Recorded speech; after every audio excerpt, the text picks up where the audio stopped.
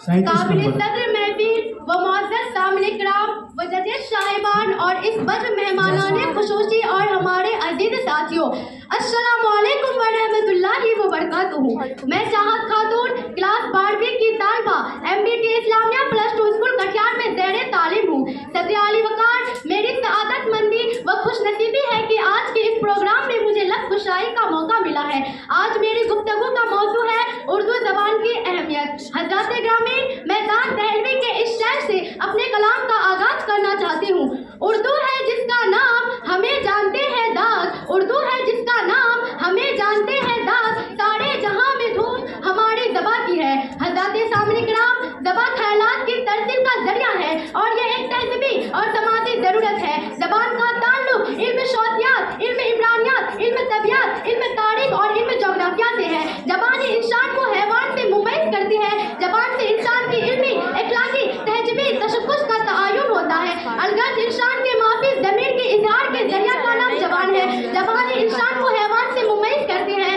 اردو زبان جب دہلی میں پلی پھلی تو دہلوی کہلائی، دکن پہنچی تو دکنی کہلائی، گجرات پہنچی تو گجراتی کہلائی، شمالی ہند میں پہنچی تو ریختہ کہلائی اور شاہی دربار میں پہنچی تو اردو مولا کہلائی۔ خالص اردو نام اس کو بہت بعد میں پڑا۔ بابائے اردو مولوی عبدالحق کے مطابق اردو کی ابتدائی نشو و نما میں صوفیاء کرام نے فارسی زبان کے ساتھ اردو زبان کو بھی اسلام کی طبیع و ایجاد کے لیے منتخب کیا، کیونکہ اردو زبان سارے ہندوستان میں بولی اور سمجھی جاتی تھی۔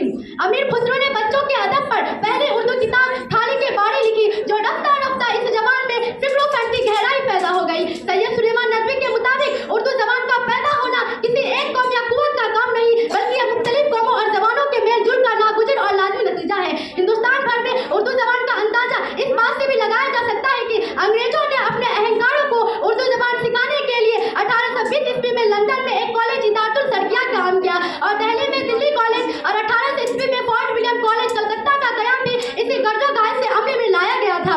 اردو زبان کی اہمیت اور افادیت سے کسی کو انکار نہیں ہو سکتا، کیونکہ یہ عمومی طور پر عالمی اور خاص طور پر بر صغیر کی زبان ہے۔ یہ زبان دوسری زبانوں کو اپنے دائرے عمل میں ساتھ لیے چلنے کی طاقت رکھتی ہے۔